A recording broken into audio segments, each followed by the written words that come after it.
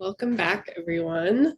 We are going to move into our next session, which is a session around lessons learned. So, one second while I pull this up.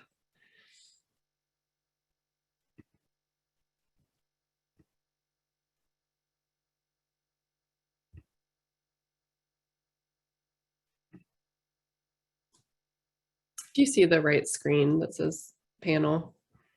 Okay, good. So I'm just going to go ahead and introduce our panelists. We have Elizabeth Jensen, our MRSS data collector for the Southwest region of our Engage 2.0 grant. Mike Bowles, a parent from Back to Back Ministries. Victoria Taylor, who is on the MRSS team at Butler Behavioral Health. And Precious Stubbe from the Hancock County Adams Board. So instead of doing a traditional PowerPoint here, we're going to have each of our panelists give a brief talk about their lessons learned over the past several years that we've been doing MRSS. And then we are going to move into a panel. So while they're presenting, if you think of any questions that you'd like to ask our panelists, please put those in the chat and we will get to them in the second half of this session. So with that, I am going to stop sharing.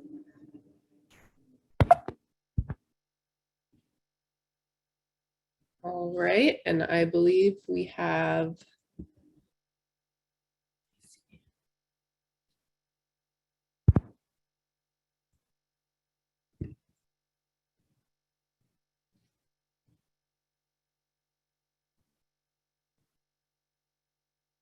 lost my screen.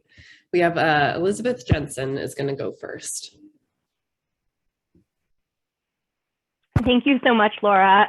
My name is Liz Jensen, and I am, I'm hearing from Anita that she can't hear. Can anybody else not hear? We can hear you. Okay, good. All right, I'm just seeing in the chat that people can't hear, so good.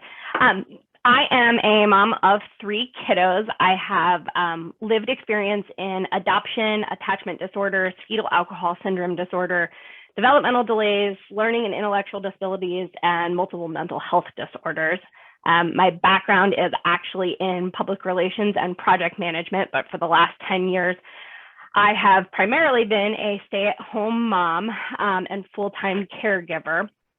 I am a NAMI trained peer support partner and parent rep for my local Family and Children First Council, and utilize my degree in PR to actually manage our FCFC Family Advocates social media presence.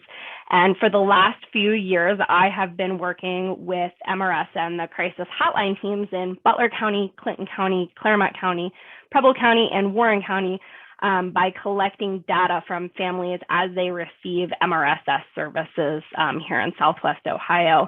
And there have been a lot of different things that I have learned, and I'm going to try and go through them pretty quickly. That way I can address any direct questions that you guys might have after we all speak. But one of the first things that I learned was that when we're contacting families, they're already super overwhelmed. So it's best to reach out to them using a couple of different platforms. So I do text, email, and use phone calls for each family that I reach out to. A lot of times they're going to respond directly to those emails or texts, which makes it really easy to engage with them on their own time and on their own schedule.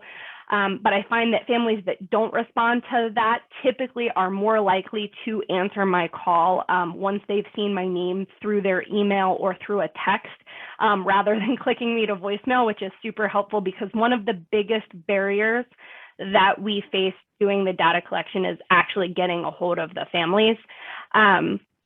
So text and email first, follow up with phone calls would be my first tip.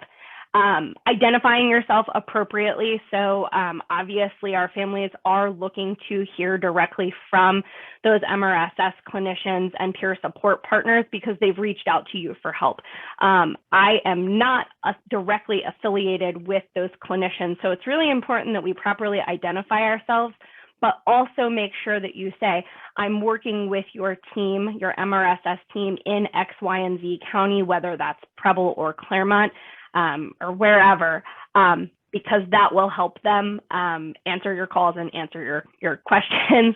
And also by naming that agency that they're with. So I work with Butler Behavioral Health and Child Focus. So I make sure that I know which agency my families are working with before I make that call, just to make that personal connection. Because again, we're going to ask for pretty sensitive information, and we want to make sure that they know who we are and why we're reaching out to them.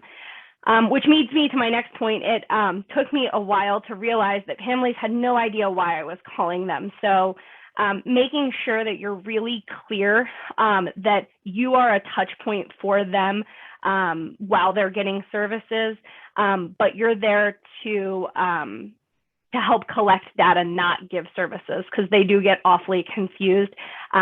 Be ready with the names and numbers for their clinicians, because there's a lot of times they're going to assume that you sit 2 cubicles over from the people they work with. But just having the names and phone numbers that your agency is going to want to provide them with handy, because they're going to ask for them. So that's always super helpful. But when I reach out, I always say who I am, what county I'm working with, that I'm there to help them identify goals and to make sure that things are improving over the next couple of months. That information is going to give our local MRSS team direct feedback about how the program is helping them, but it's also going to help us make sure that we're referring clients to things that are giving us direct feedback that's helping them. So it helps us build that data, and then it also helps us with funding. And if that doesn't inspire them, we do incentivize some of our clients with a gift card. Some of them really like that too.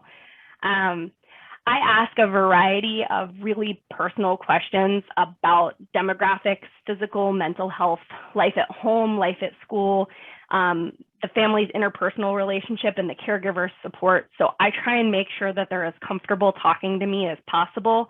So I do offer to do Zoom calls or telephone calls. We're not going out into the homes anymore. And I think that can be hard, especially as a parent. I don't know who I'm talking to.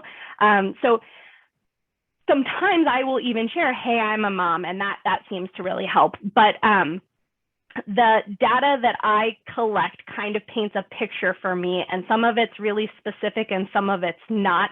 I've been surprised at times, but I mostly am talking to people 5 to 18, but I collect data from anywhere from 0 to 22. Most of the people I talk to are clients or caregivers of someone 5 to 22 years old, or excuse me, 5 to 18 years old, who are living in rural areas or suburbs of Southwest Ohio.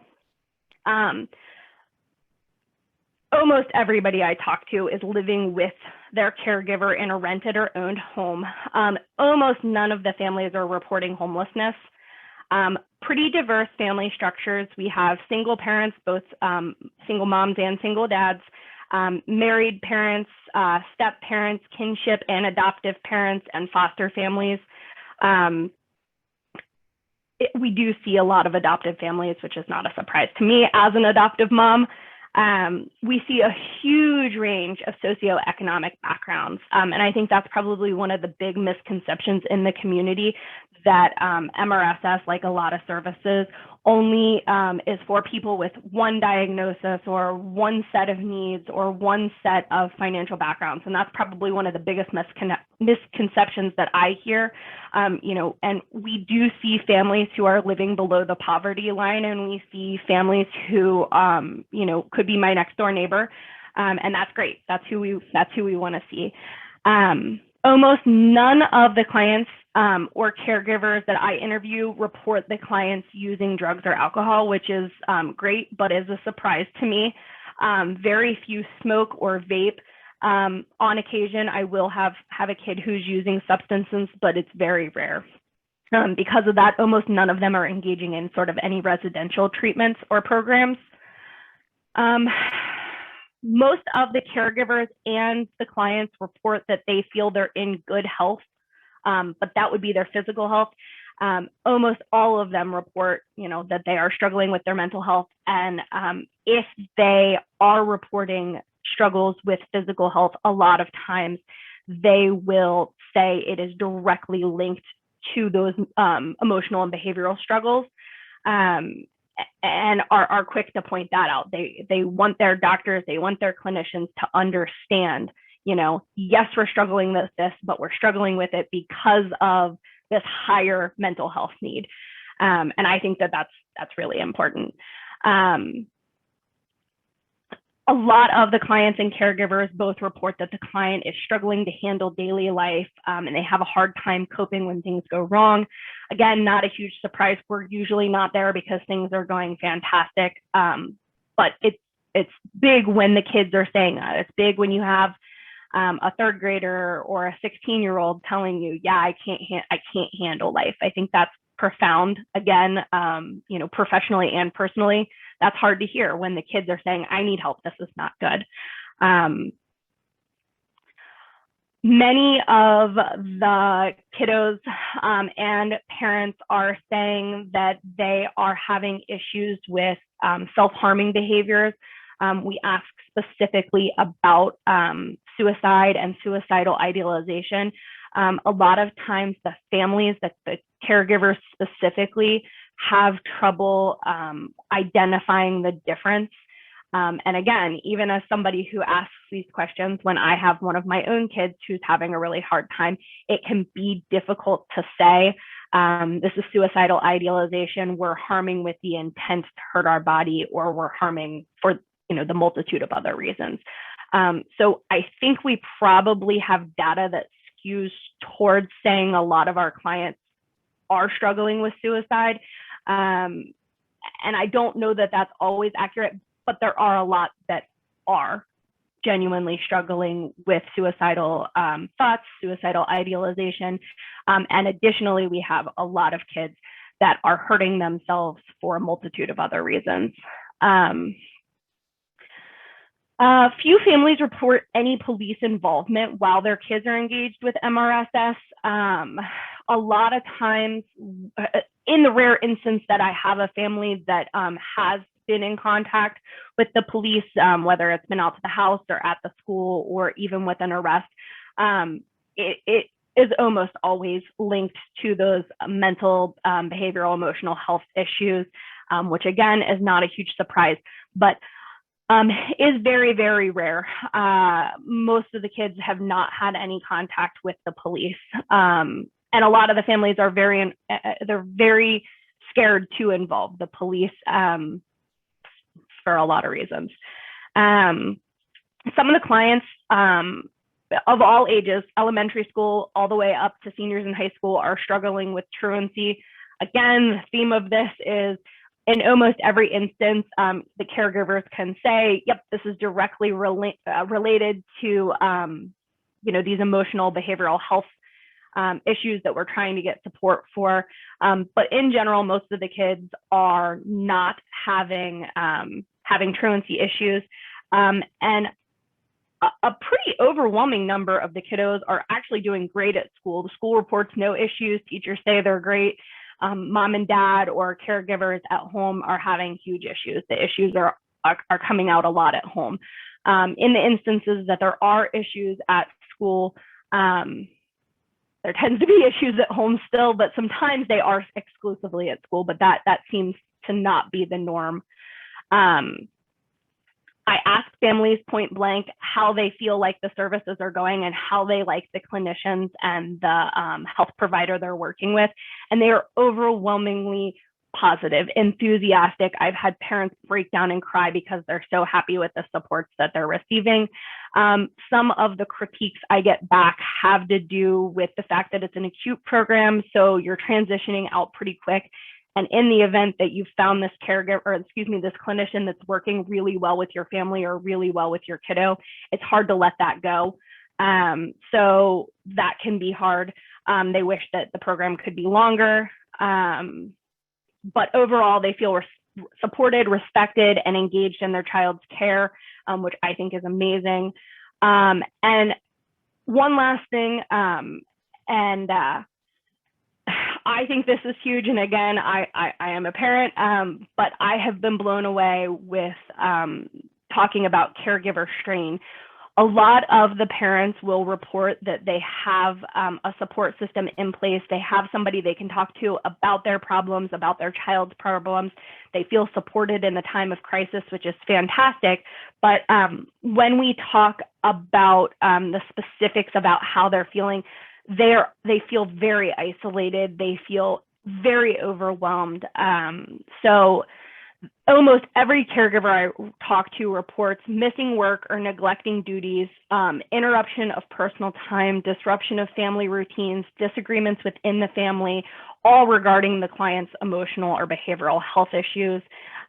Almost every single caregiver reports fatigue, guilt, resentment, embarrassment, and concern for their family and definitely their child's future. And again, all completely indirectly related to the mental health, in spite of reporting that they do feel like they have that healthy support system. So it has been a privilege working with all these families and these amazing supports. So I am super enthusiastic about this program and excited to see where it goes. But those are the highlights of the things that I've learned in my 4 years with the project, if that's right. And I think I'll turn it back over to Laura.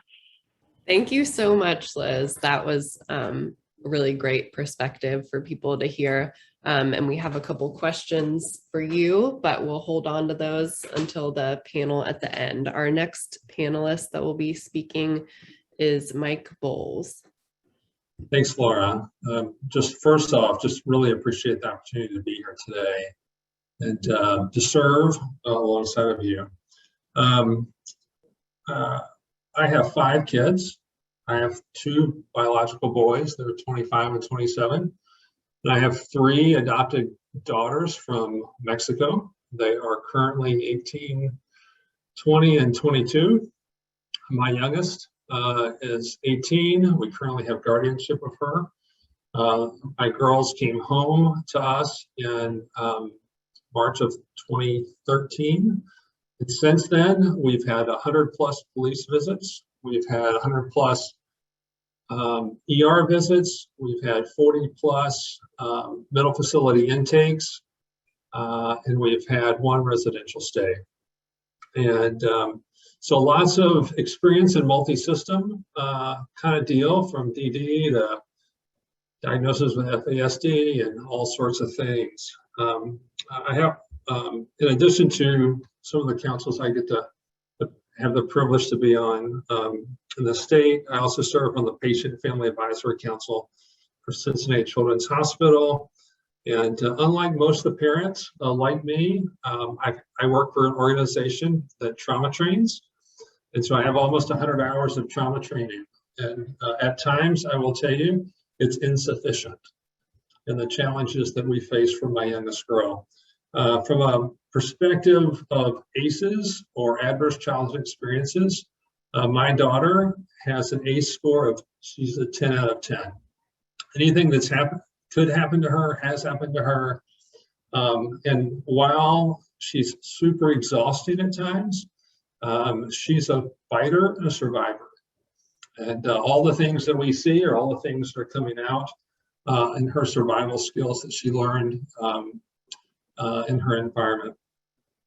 I first learned about MRSS from a flyer at Cincinnati Children's Hospital.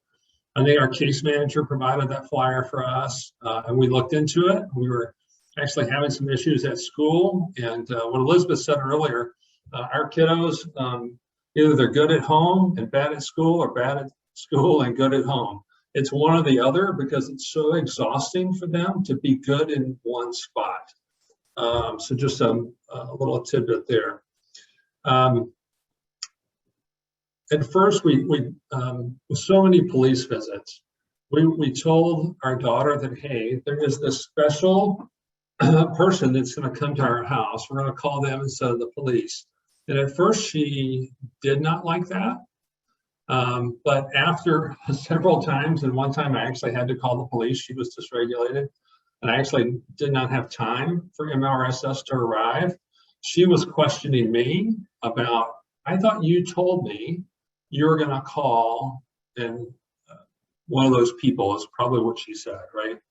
Around that. From things I would want you to know that are really important to families is empathy and compassion, and we want to be known. So for every call we make to MRSS, there are many more incidents creating challenges in the home. And I would say it's probably 5, 10, 15 occurrences, and some of those things I can regulate, some of those things I can't regulate.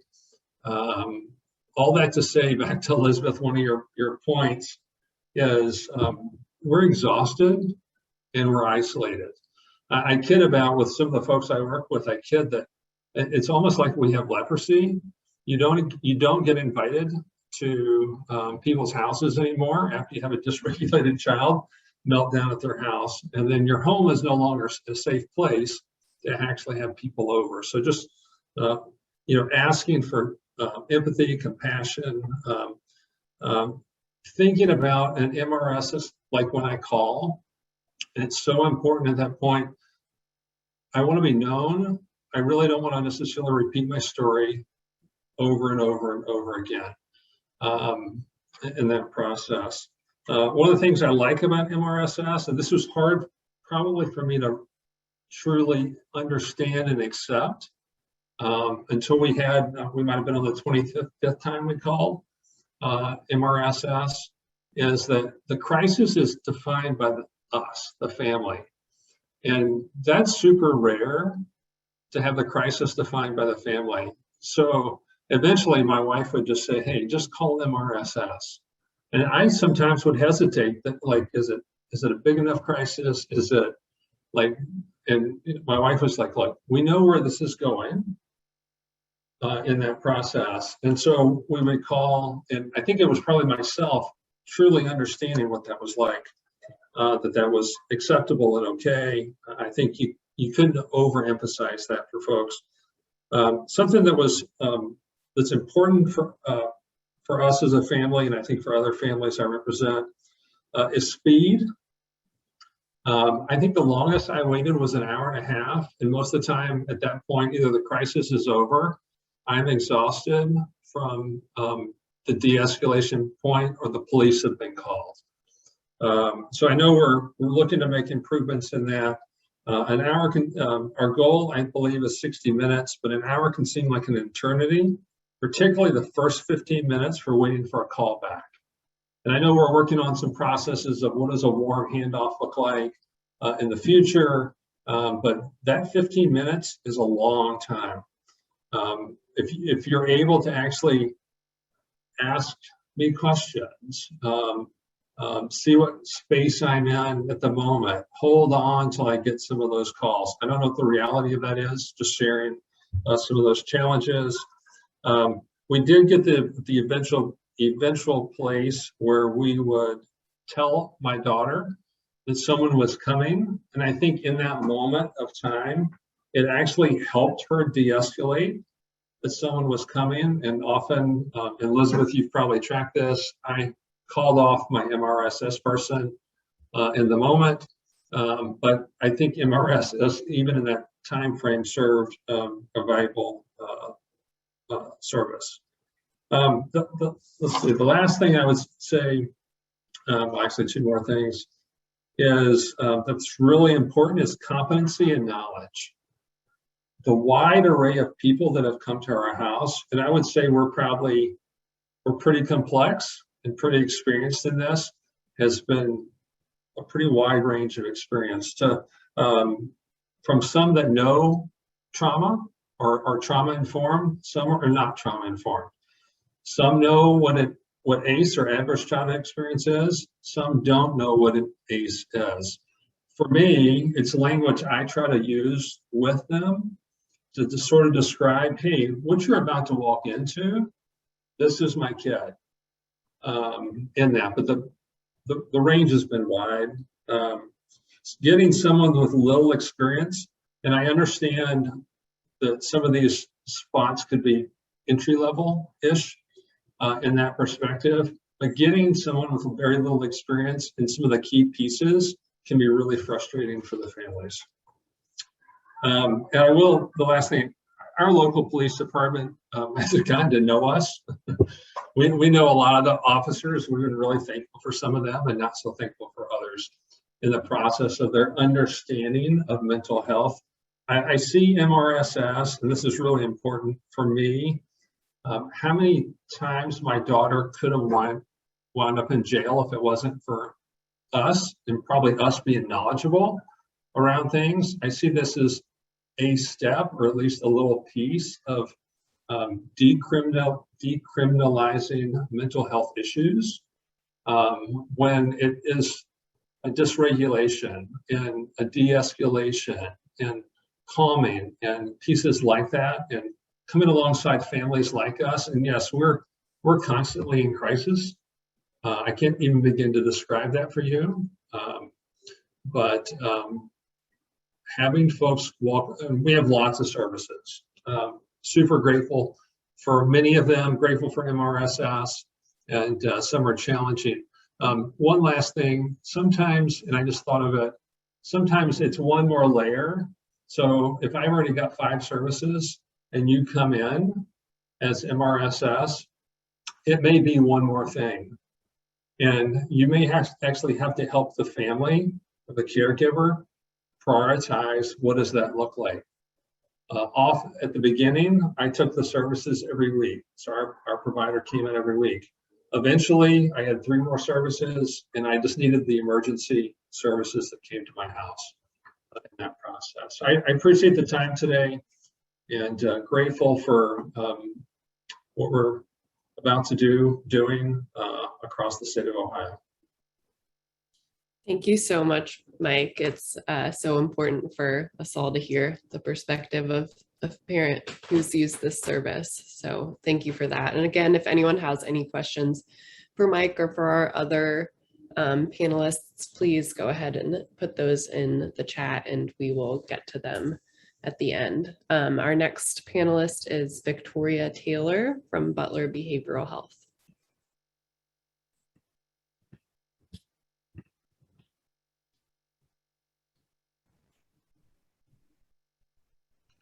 Hey guys, I don't know if you can see me. So my name is Victoria Taylor, and I have been part of this process for about 4 years as well, when we first started it.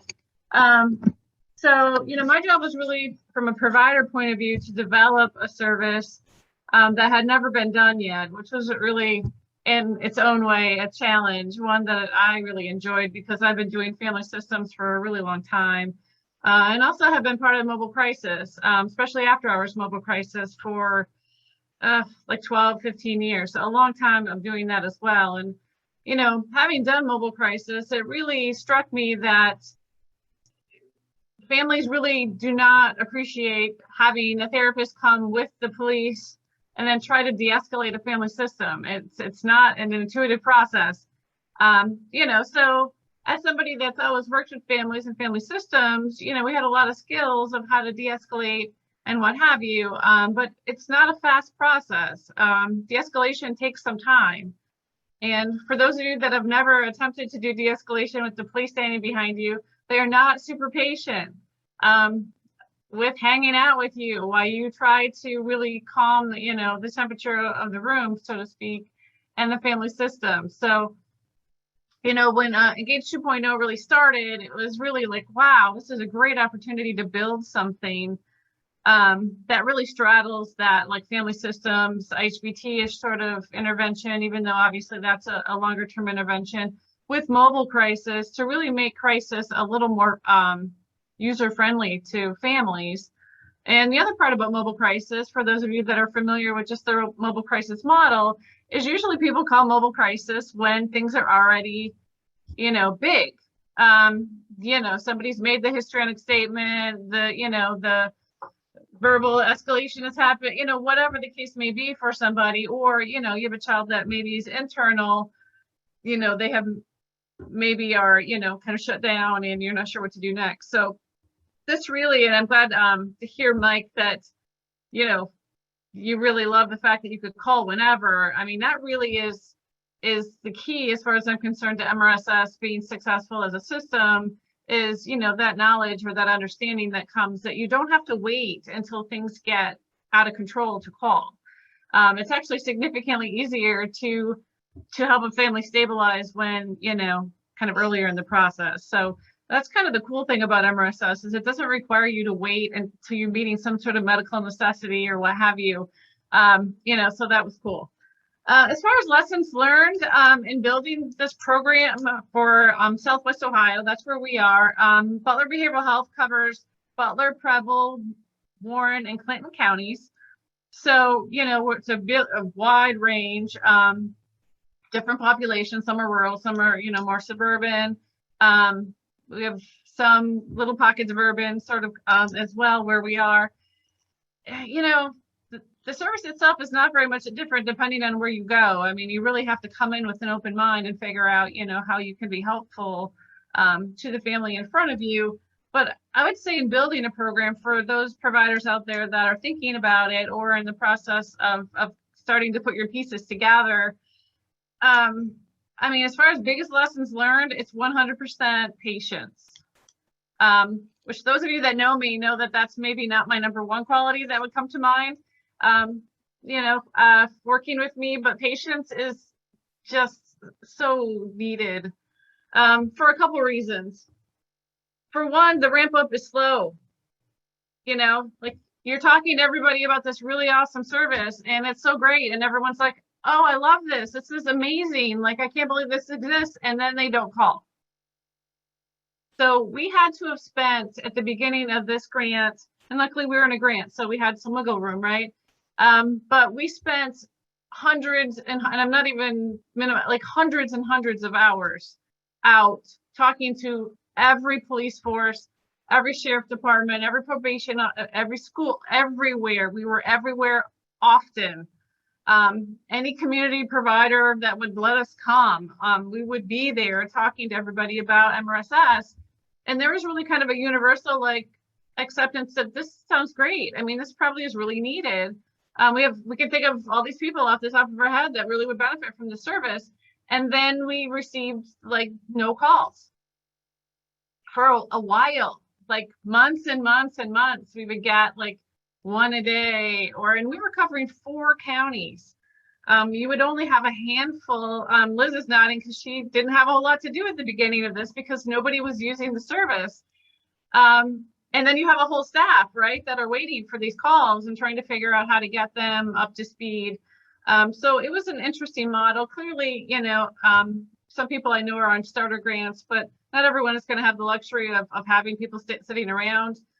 Staffing, as you would imagine, as Mike alluded to, it's really hard to get people that have that want to do this service, which is, a hard sell sometimes for people of hey, do you want to go out, into a difficult, challenging family situation and, calm them down. I mean, that's not an entry level sort of situation often for skills, but that's often who is crazy enough to say yes to that job because it's a lot. I happen to love family systems. I love doing crisis. This is totally my sweet spot myself. But, I've also been working with family systems for 25 years. So for me, it's, it's just the time I spend time doing this all the time. That's not something that's easy to train or easy to learn.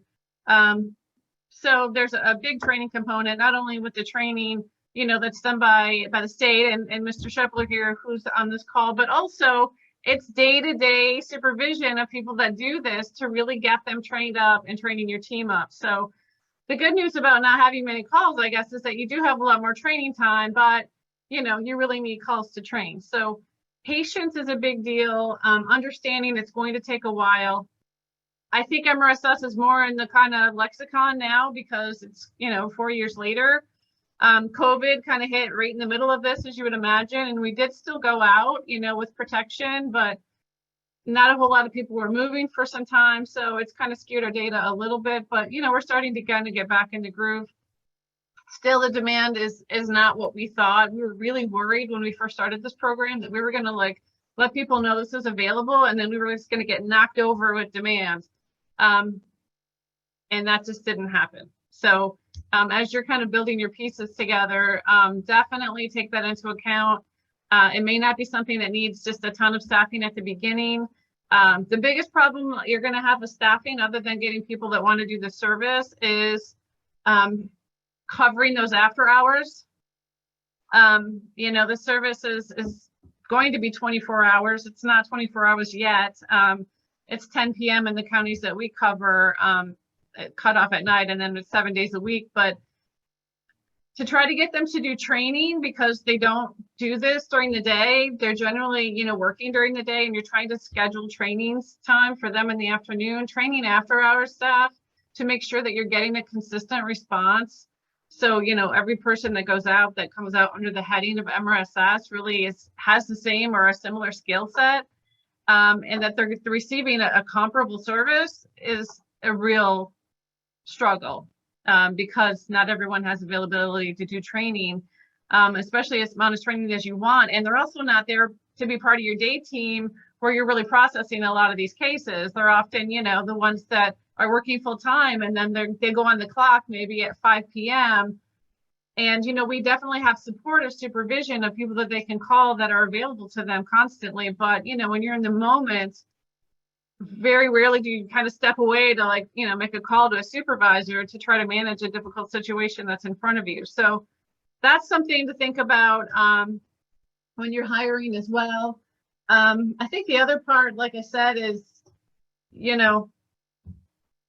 trying to figure out how do you make this, this system pretty consistent with a high level of quality to make sure families are really getting something when that you're arriving and doing something that's going to be helpful for them.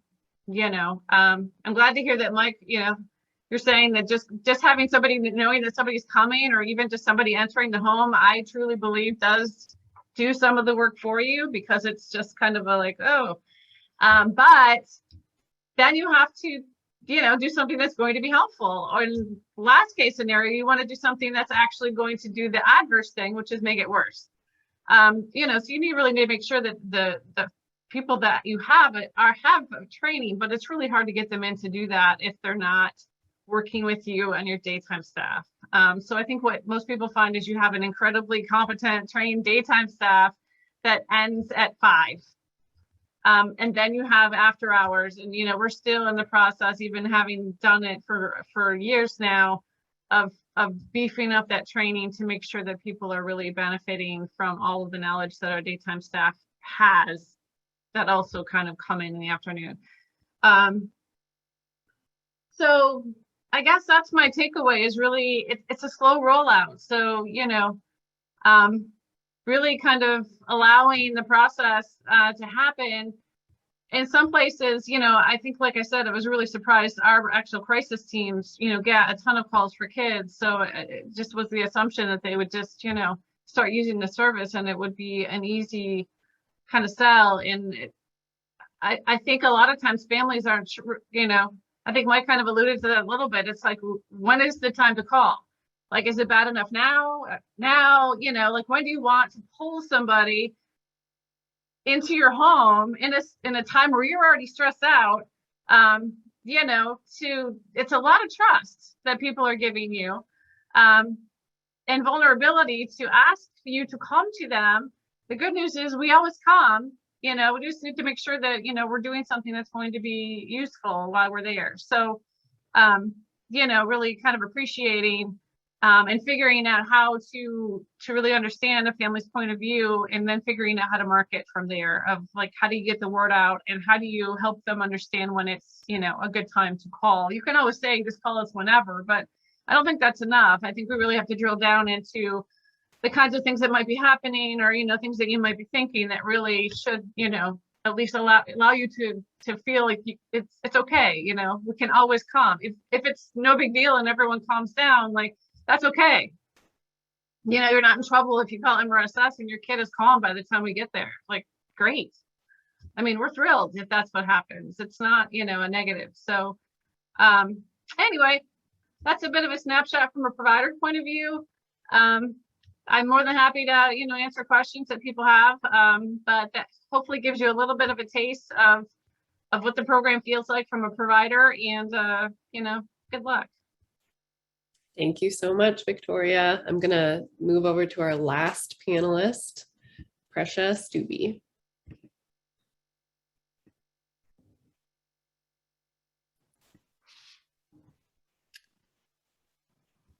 Good afternoon, everyone. Before I get started with my comments, as the human resource shortage gets worse every day, I just want to take a moment to express gratitude to each of you for your commitment to the work in this field.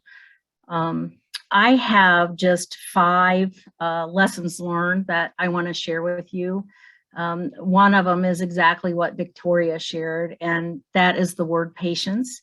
And you need to know that patience does not come easy with administrators and program planners and people that want things done. But the second thing associated with patience is realistic expectations. We have been at this for 4 years, and it took us the better part of 3 years to really work out the kinks and have a smoothly running operation.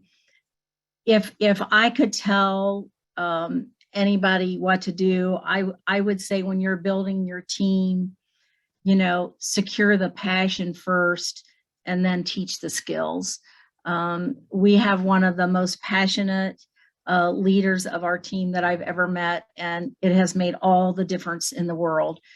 We had a lot of staff turnover before she came on scene, and since then, between her passion, she's able to help build that in the balance of the team and keep our team whole. I know that initially when we got started, there were a lot of concerns about safety, and it was a shift in thinking that to help people remember that you're being invited into someone's home, and you're not invited in and not being safe. So it was just a little, you know, people's intuitive responses, I'm going to go out into this strange place, versus stopping to think I'm being invited in to be of help. Staff recruitment and retention has just been painful. And just the same way Victoria talked about, you know, they don't answer calls after 10. I know the expectation is 7 days a week, 24 hours a day. We needed to start small and keep building. Initially out the door, we're like, no, you can't do that. But we learned really quickly that you just have to be patient. You need to have realistic expectations and continue to build. And then also be able to change that understanding between how is MRSS different from responding to a typical crisis.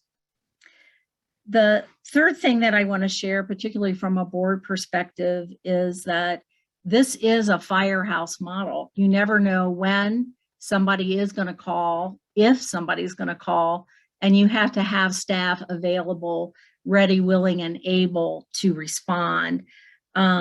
The rule for MRSS is proposed on a fee-for-service. And so it will be, I can't imagine agencies being able to do this service all on a fee-for-service without being able to have some grant funds or some other funding from boards or other services to be able to offset the expenses.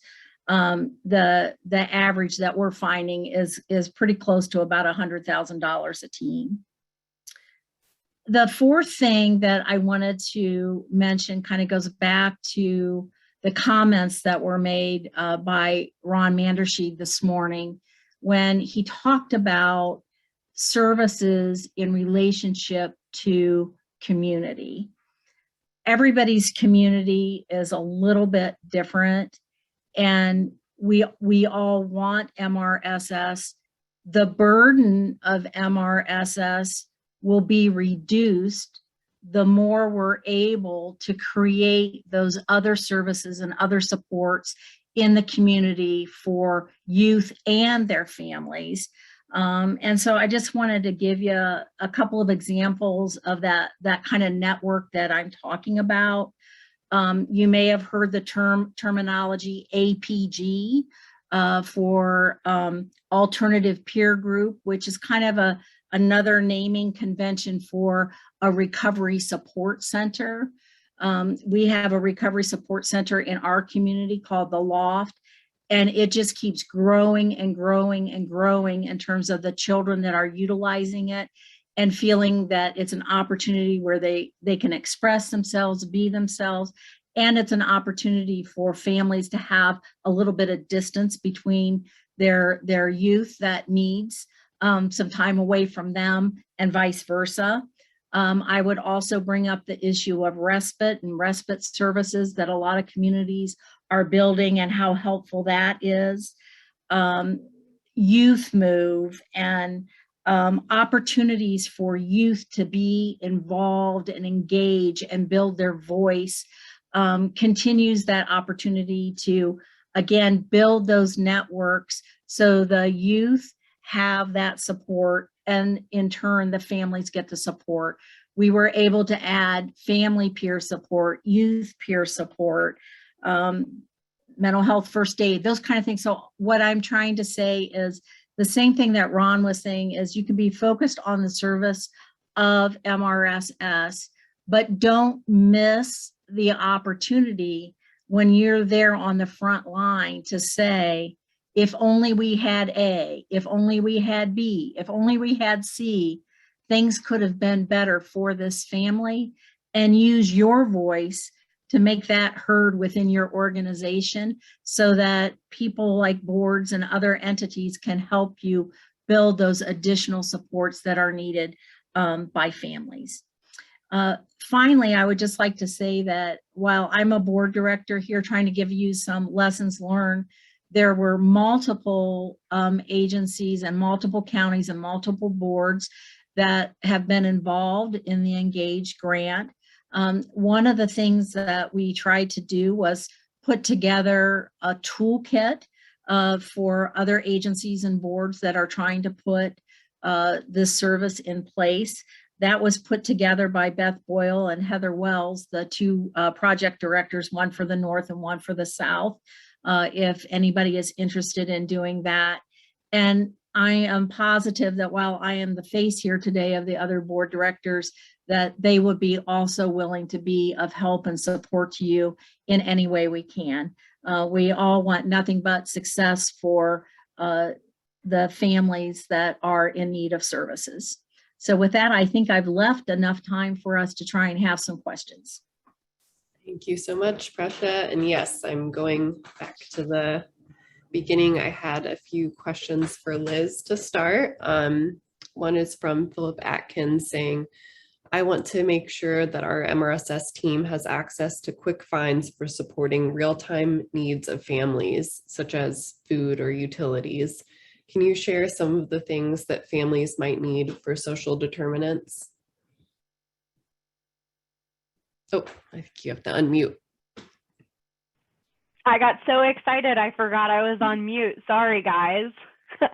I think that's a great question. And I think that probably the quickest and easiest responses is obviously being as involved and as knowledgeable about your local resources, especially through Family and Children First Council and mental health and recovery programs.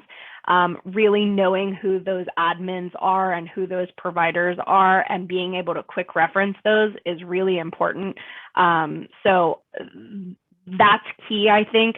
And then once you get familiar with those admins, they're going to be able to share with you who the biggest and most prevalent community partners are, whether that be local churches, local nonprofits, the best respite providers that, you know, you don't know about. And another great resource is really find out who your local peer support partners are, whether they're trained, whether they're not. Time and time again, I hear that the best resources are coming from those peer support partners. Families love the clinicians, but as much as they love them, I do have families that tell me their peer support partner is really who's offering the best resources. So those would be my suggestions. Awesome, thank you. A couple questions for Mike, which he sort of responded to in the chat, but let's see if we can get a little more info. The first one is, when you say varying skills, can you tell us about the soft skills that really helped you when going through MRSS?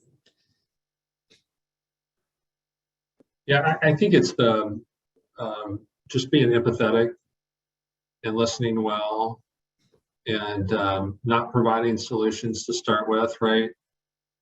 Giving space not only to probably me, but probably to my kid. Allow for silence. I try to teach even my team here, ask what and how questions, don't ask why questions. Why questions are accusatory. What and how sort of place the issue out to the side, which is good. Mirror conversation, repeat back. I know some of the folks that probably came out do that really well with my daughter. She says, hey, I'm struggling with, or I'm mad about, you know, it's repeating that back to her. I hear you're mad about such and such. And then really recognizing that the caregiver's in crisis too. And so when we are in crisis, we're not thinking with the front part of our brain. And you may need to help de-escalate us as well. Great, thank you. And then the other question, which I think is good for Mike and Liz, is what would you say to a parent who is questioning whether to call MRSS or not?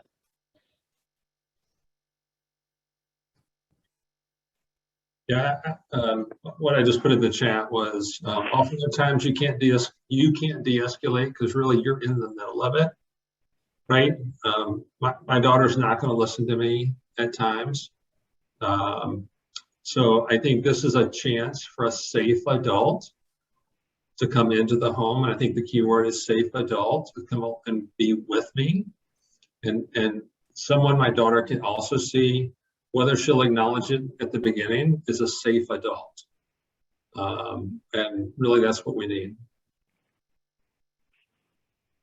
To piggyback off what Mike said, I always encourage families to call, and I am very clear, hey, if you don't know whether you should call, if you don't know whether you need to go to the hospital, if you don't know what you need to do, call and use us as a sounding board. Because if you don't know, you don't know. And one of the things that Mike said that really resonated with me is avoid asking why questions. Our critical thinking skills go out the window. Even though we are, as parents, trained to work with our kids, even though we know our kids the best, the caregiver fatigue and the level of crisis affects everybody. And so having the ability to just make that call can make a huge difference.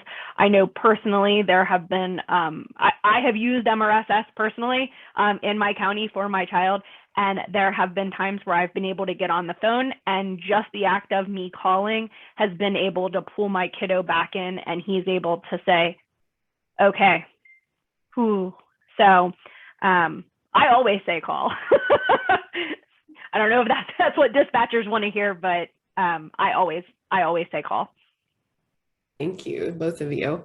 There is a question for Presha that I think was touched upon in the chat. Is the $100,000 per team the total cost, or just the additional funds needed from grants to support a team?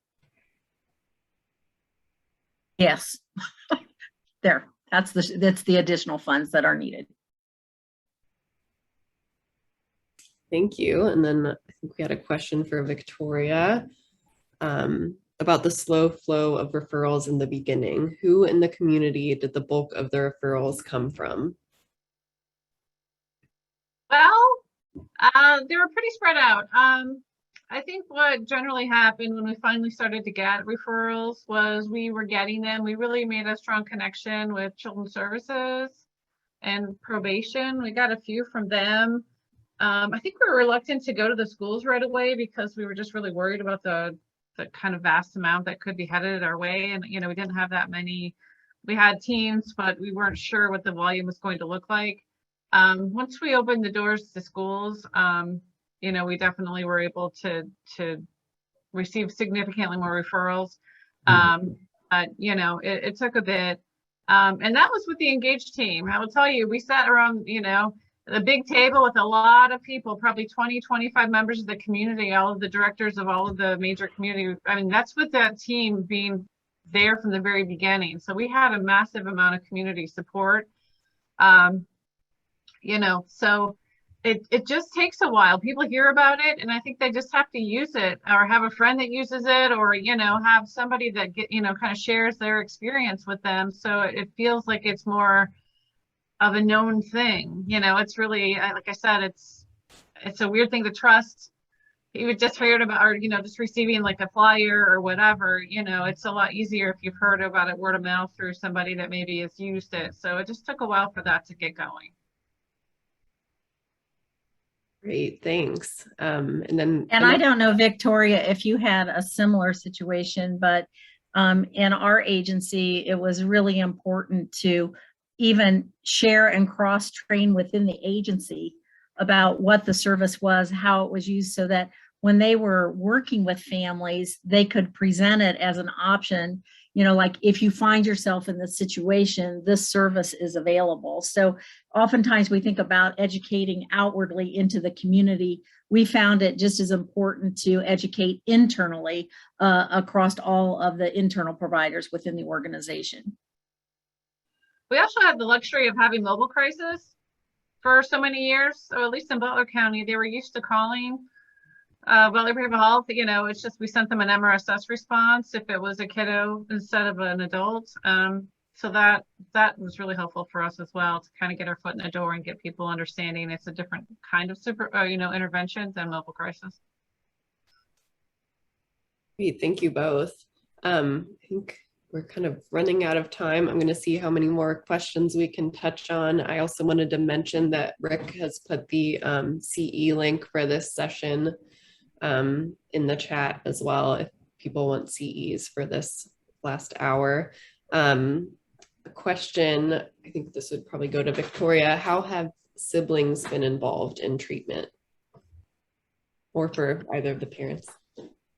Well, I will tell you, from a provider perspective, siblings sometimes are involved and sometimes they're not.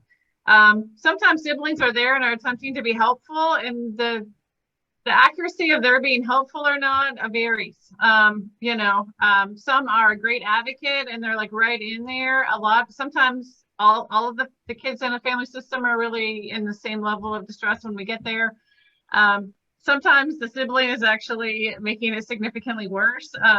So we're trying to figure out how to get them kind of separated from their wanting to like help by telling their sibling what to do, or, you know, what have you, kind of judgy statements about how they need to calm down or what have you, which tends to do the opposite. So, you know, we do take a family systems approach. It's the entire point of not just going in and hardcore focusing on the kiddo, really looking at, you know, the broad kind of expanse of how the family manages distress, and, you know, doing what we can to. And, you know, the great thing about MRSS, we're talking a lot about the mobile response, but stabilization services, I think, are incredibly helpful as well. You know, to kind of come back when things aren't so, like, you know, fraught with emotion, and, you know, really kind of work on some prevention and, you know, ability to do a little bit of skill building to make people aware of, you know, when things are starting to escalate, and, you know, some different skills that we can give them that hopefully, you know, gives them a little bit of knowledge for what to do maybe the next time. Mike or Liz, have you had a sibling sort of Yeah. experience? Go ahead, Liz. Well, I was just going to say, we have a lot of, not a lot, but it is not uncommon at all for us to get called out to work with one individual in a family and end up serving multiple kiddos and even adding them to the client roster. But one of the things that I hear from families, and probably is one of the most meaningful compliments that I hear of the program, is that they didn't just address the needs of the client, that the entire family got well through the program. So intentionally or unintentionally, we are serving the whole family. Sometimes that means everybody's a client. Sometimes the health of the whole family gets better because the health of the person who's the sickest is getting better. Yeah, for me, my daughter obviously has two bio sisters, and if we would call the police out, and if they had to restrain her, if they had to put one of my middle daughter could actually wind up getting in trouble herself, right? Watching her sister be restrained. I just think it's a better option for MRSS to come out. My middle daughter can be super helpful. Sometimes can actually participate in de-escalation in that process. Just completely different experiences around that. So super grateful for MRSS. Great. Thank you all so much. We are at time, so I want to just thank our panelists all one more time. So important for us to hear all of your different unique perspectives. So I am going to move us on into our next session.